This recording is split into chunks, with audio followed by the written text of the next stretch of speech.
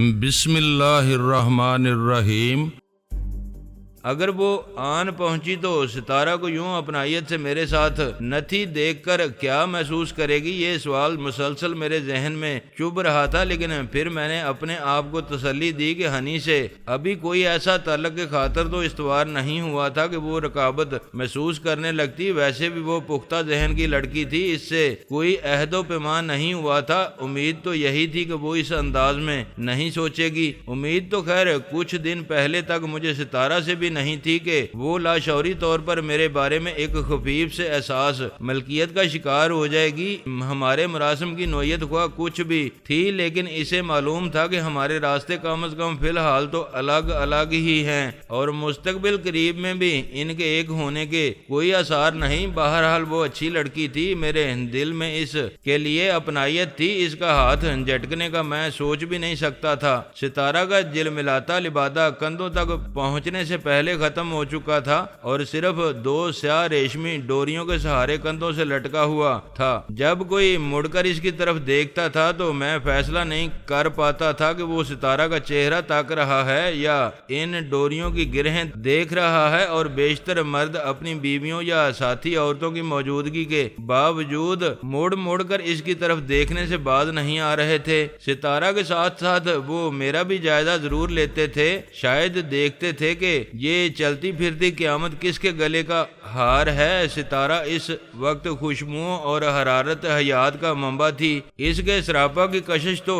اپنی جگہ تھی، لیکن عمر کے اعتبار سے بھی وہ ایک عجیب ہی موڑ پر تھی۔ نوخیزی دوشیزگی کے وادیوں کو وہ بلا شبہ بہت پیچھے چھوڑ آئی تھی، لیکن پختہ کاری یا زوال کی منزلیں بھی ابھی اس سے بہت دور معلوم ہوتی تھیں۔ اس کی ہر ادا، اس کے ہر جلوے، اس کی ہر جنبش پر شباب تھی۔ وہ اس وقت ایک ایسا گلاب تھی جس کی ہر پتی اپنی جگہ خوشبوؤں کا ایک الگ جہان تھی۔ وہاں اس سے کہیں بڑھ کر حسین عورتیں موجود تھیں، لیکن نہ جانے کیوں اور کیسے اس کے آتے ہی سارے آفتاب ماند پڑ گئے تھے۔ باوردی بہرے مختلف مشروبات کی کشتیاں اٹھائے مہمانوں کے درمیان چکرا رہے تھے۔ میں نے ایک بہرے کو روک کر بے رنگو بے بو سیال کا ایک گلاس تشتری سے اٹھایا اور احتیاطاً بہرے سے تصدیق کر لی، یہ سادہ پانی ہی ہے نا؟ اس نے اسبات میں سر ہلایا، لیکن ساتھ ہی حیرت سے میری طرف دیکھا، گویا بے زبان خاموشی کہہ رہا ہو، کیا اس محفل میں تم جیسے بد ذوق بھی موجود ہیں؟ جبکہ میرا مسئلہ یہ تھا، پہلے ہی گلا خشک ہو رہا تھا، رگوں پہ میں چنگاریاں سی تیر رہی تھیں۔ میں تو حلق تر کرنا چاہتا تھا، رگوں پہ میں تیرتی ہوئی چنگاریوں کو سرد کرنا چاہتا تھا، آتش سیال حلق میں انڈیلنا نہیں چاہتا تھا۔ ستارہ نے آتشی مشروب کا جام اٹھایا، معلوم نہیں اس آتش بے جان کو اپنی رگوں پہ میں مزید آگ دوڑانے کی کیا ضرورت تھی۔ ہم نے خاموشی اور آہستگی سے اپنے اپنے گلاس خالی کر کے ایک بہرے کی تشتری پر رکھ دیے۔ شاید دونوں ہی کو اپنے اپنے مشروب سے کوئی فائدہ نہیں پہنچا تھا۔ میرا حلق بدستور خشک تھا اور ستارہ کی جلملاتی آنکھوں میں بدستور پیاس تھی۔ اس نے ہلکے عنابی سیال سے لبریز ایک اور چھوٹا سا فینسی گلاس اٹھا لیا۔ میں نے سادہ پانی کا دوسرا گلاس اٹھانے کی کوشش نہیں کی۔ یوں تو وہاں کہکہوں کا ترنم اور باتوں کی بنبناہٹ خاصی تیزی تھی، لیکن میرے اور ستارہ کے درمیان ابھی تک سکوت کی جو دیوار حائل تھی وہ اب گراں محسوس ہونے لگی تھی۔ میں نے یوں ہی گفتگو برائے گفتگو شروع کرنے کی غرض سے کہا، اچھی پارٹی ہے۔ وہ دل آویزی سے مسکرائی، سعید صاحب کی پارٹیاں ہمیشہ خوبصورت ہوتی ہیں۔ میں نے اس کی نظروں کے تعاقب میں ادھر ادھر دیکھا۔ وہاں بہت زیادہ لوگ موجود نہیں تھے، لیکن جو بھی تھے وہ یقیناً شہر کے اہم ترین اور خوبصورت ترین لوگوں میں سے تھے۔ ستارہ بات جاری رکھتے ہوئے بولی، جن اخبار نویسوں سے سعید صاحب کی ذاتی دوستی ہے، اب تو انہیں بھی سعید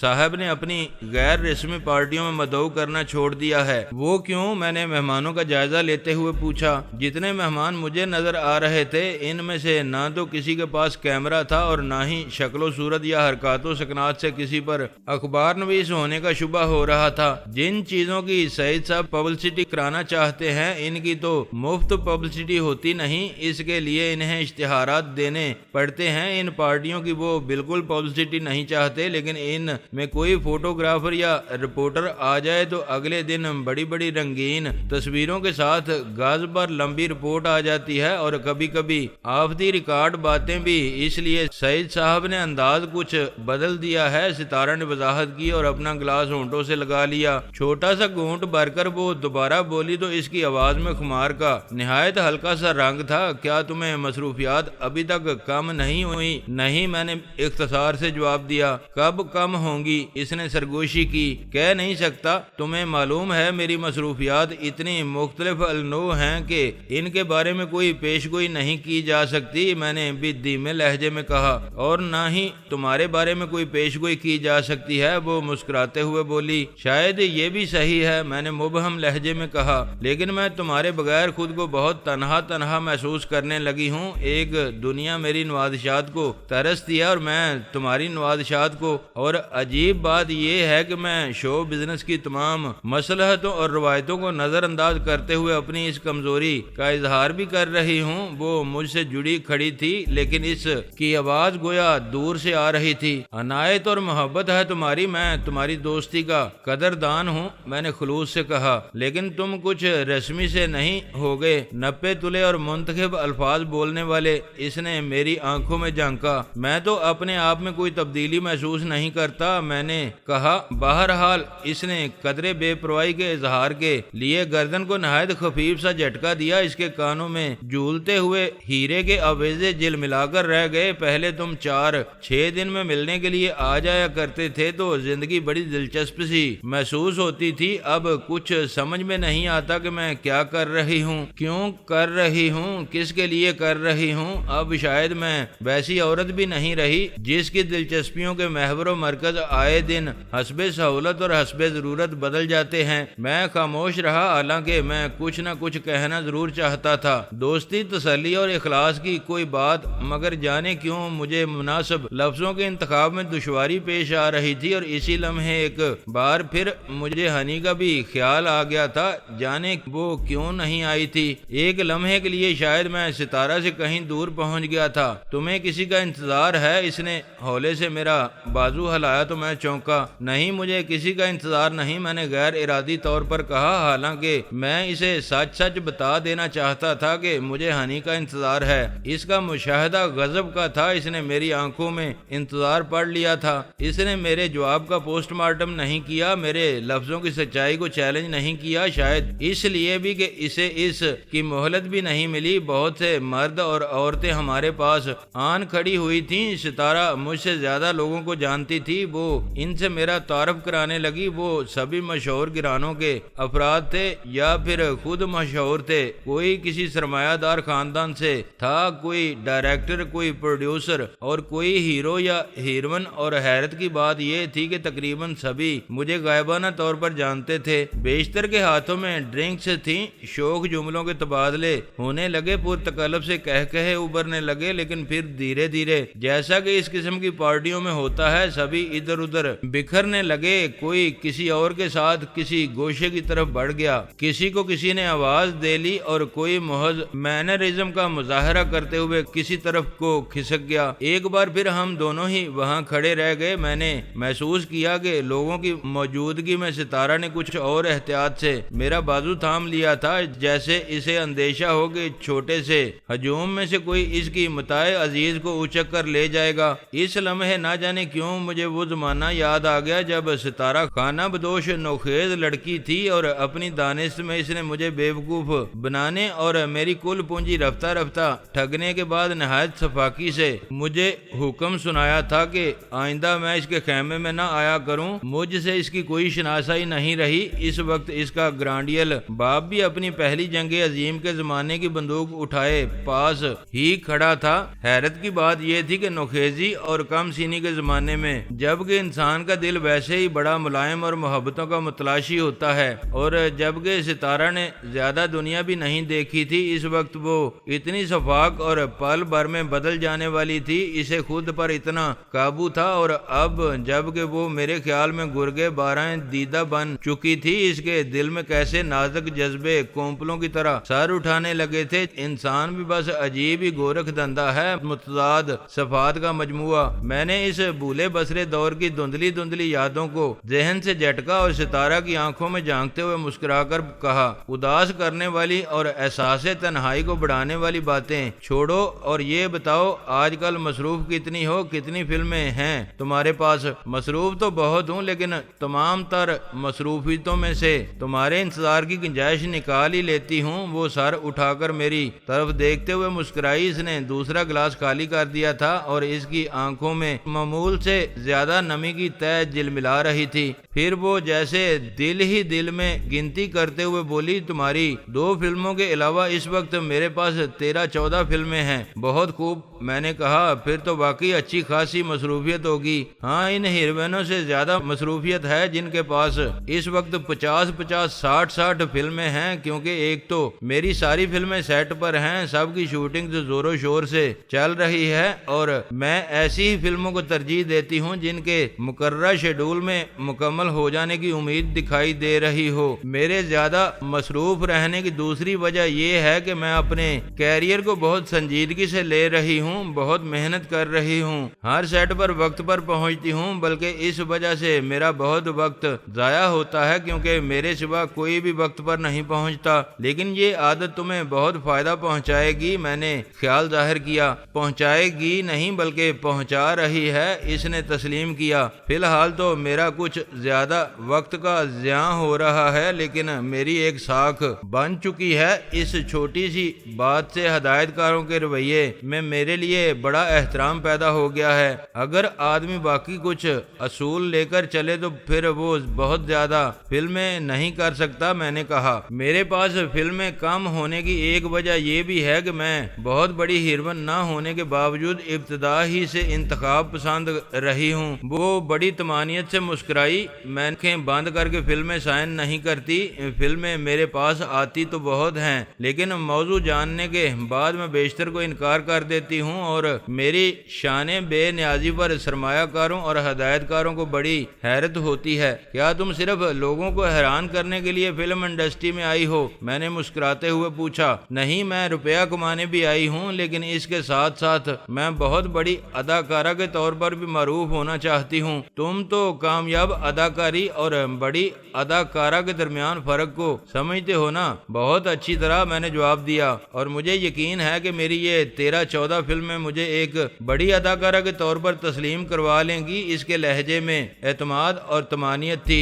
میری اور تمہارے بہت سے دوسرے چاہنے والوں کی دعائیں تمہارے ساتھ ہوں گی۔ میں نے کہا، مجھے صرف تمہاری دعاؤں کی زیادہ فکر ہے، خیال رکھنا تمہاری دعائیں میری زندگی کے سفر میں مجھ سے پیچھے نہ رہ جائیں۔ وہ سنجیدگی سے بولی۔ اس سے پہلے کہ میں کوئی جواب دیتا، اسے جیسے کچھ یاد آ گیا، اور وہ شاید کوئی پر لطف بات تھی۔ وہ بے اختیار ہنستے ہوئے بولی، میں بڑی انتخاب پسند بنتی ہوں، لیکن پچھلے دنوں میں نے ایک عجیب و غریب فلم سائن کر لی جسے شاید کوئی بھی سنجیدہ اداکارہ نہ کرتی۔ کون سی فلم؟ کیا موضوع ہے اس کا؟ میں نے دلچسپی سے پوچھا۔ آؤ ادھر چل کر بیٹھتے ہیں، پھر میں تمہیں اس فلم کے متعلق بتاتی ہوں۔ ستارہ نے سرو کے ایک درخت کی طرف اشارہ کیا۔ اس گوشے میں روشنی بھی کم تھی اور درخت کے قریب پتھر کی ایک چھوٹی سی بینچ موجود تھی۔ ستارہ نے قریب سے گزرتے بحرے کی ٹرے سے ایک اور گلاس اٹھایا۔ میں نے ایک بار پھر سادہ پانی کا گلاس منتخب کیا اور ہم سرو کے درخت کے قریب جا بیٹھے۔ فضا میں خنکی تھی اور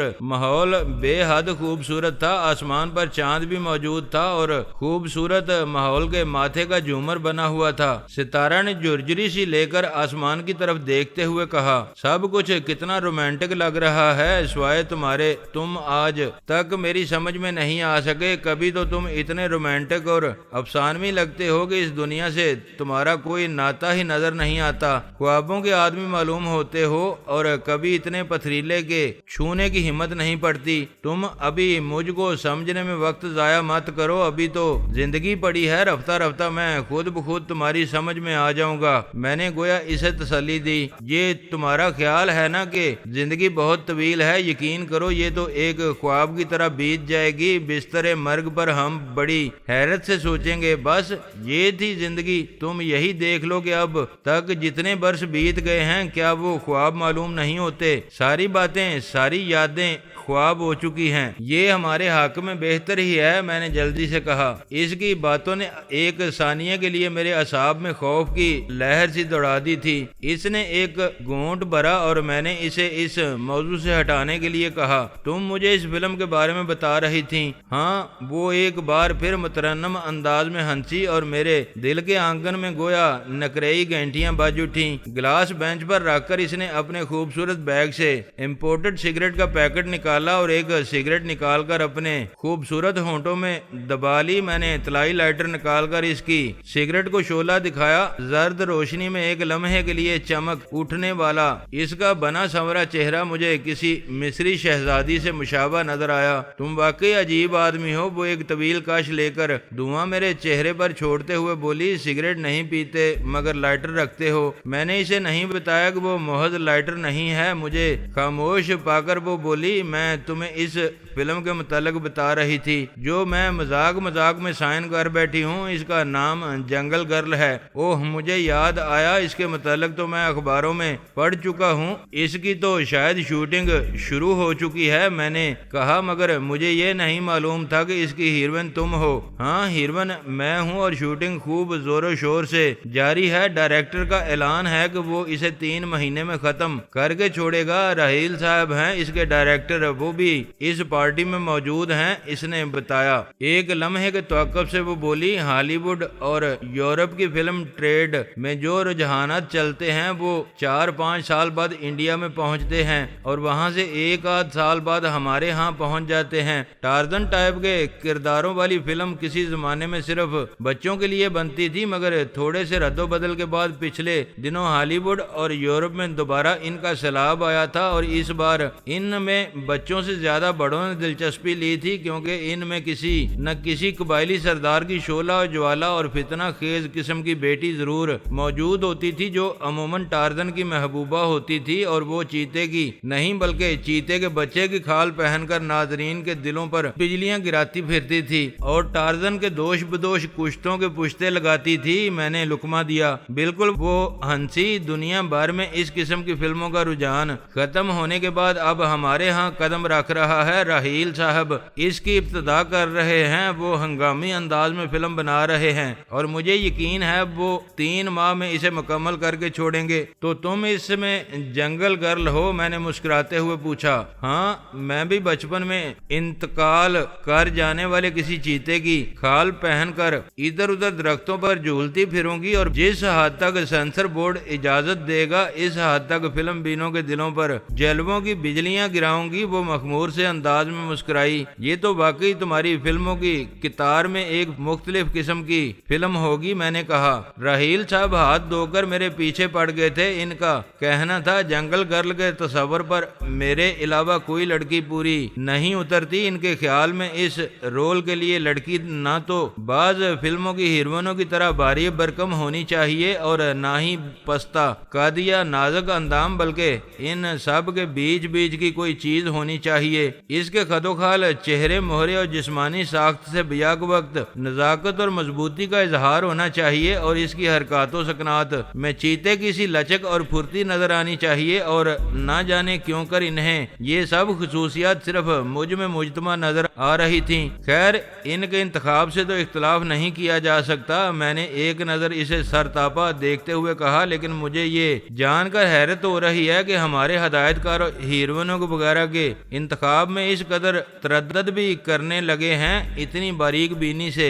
کام لینے لگے ہیں، ورنہ تمہیں تو معلوم ہی ہے کہ ہمارے ہاں ہیروئن کا انتخاب کس طرح ہوتا ہے۔ ہاں، مجھے بہت اچھی طرح معلوم ہے، وہ دھیمے لہجے میں بولی۔ ہیروئن کا یا تو نام بک رہا ہو یا پھر وہ فنانسر یا ڈسٹریبیوٹر کو ذاتی طور پر بہت پسند ہو، وہ ایک دوسرے سے بہت خوش ہوں۔ میں نے کہا، ورنہ کردار کی موزونیت پر تو کم ہی غور ہوتا ہے، خصوصاً راہیل صاحب کے بارے میں تو یہ جان کر اور بھی حیرت ہو رہی ہے، کیونکہ میں نے سنا ہے کہ وہ یوں ہی بہت کم پڑھے لکھے آدمی ہیں۔ ہاں، وہ تقریباً ان پڑھ ہی ہے، لیکن بہت سے پڑھے لکھوں سے بہتر ہیں۔ وہ اپنی ٹریڈ میں، اپنے کام میں یکتا ہیں، کمال آدمی ہیں۔ میں ان کی صلاحیتوں سے بہت متاثر ہوئی ہوں۔ وہ لفظوں پر زور دیتے ہوئے بولی، کیا واقعی؟ میں نے اس کی جلملاتی آنکھوں میں جھانکا۔ جو تم سمجھ رہے ہو وہ بات نہیں ہے۔ وہ شرارت سے مسکرائی۔ میں صرف پیشہ ورانہ سطح کی بات کر رہی ہوں۔ جو حالات اور وسائل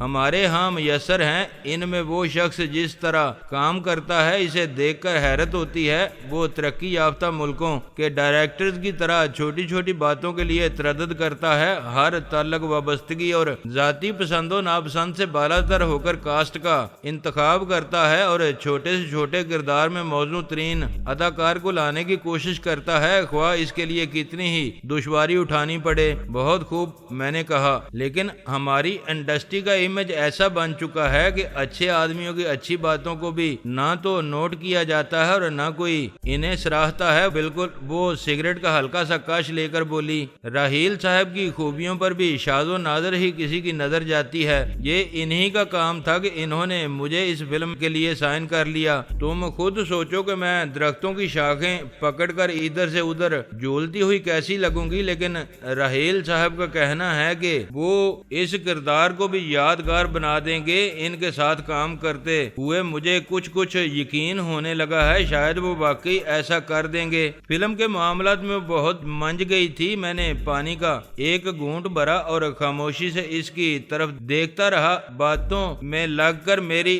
رگوں پہ کی تپش کچھ کم ہو گئی تھی۔ آخر کار میں نے کہا، یہ فلم سائن کرنے پر تمہارا رویہ معذرت خواہانہ نہیں ہونا چاہیے۔ اس میں کیا حرج ہے؟ زندگی میں تجربے تو ہوتے ہی رہنے چاہیے۔ ہاں، میں نے یہی محسوس کیا جیسے میں کسی شغل میں حصہ لے رہی ہوں۔ شاید میں زندگی کی یکسانیت سے بھی کچھ بیزار تھی۔ میری جو فلم میں میرا امیج ایک بہت سنجیدہ اور جذباتی اداکارہ کب بنائیں گی؟ جنگل گرل ان سے پہلے ریلیز ہو جائے گی۔ شاید میں واقعی فلم بینوں کو حیران کرنے میں کامیاب ہو جاؤں گی کہ میں کتنی مختلف نظر آ سکتی ہوں۔ پیسے بھی مجھے ایک کلاس ہیروئن والے ہی مل رہے ہیں، بس شاید اس قسم کی کئی وجوہات ہو گئی ہیں۔ بہرحال میں بہت خوش ہوں، بہت لطف آ رہا ہے اس فلم میں کام کرتے ہوئے۔ زیادہ تر شوٹنگ آؤٹ ڈور ہوتی ہے۔ خوشی بہت اہم چیز ہے، جہاں سے ملے حاصل کرنے کی کوشش کرنی چاہیے، میں نے کہا، لیکن میری اصلی خوشی کہیں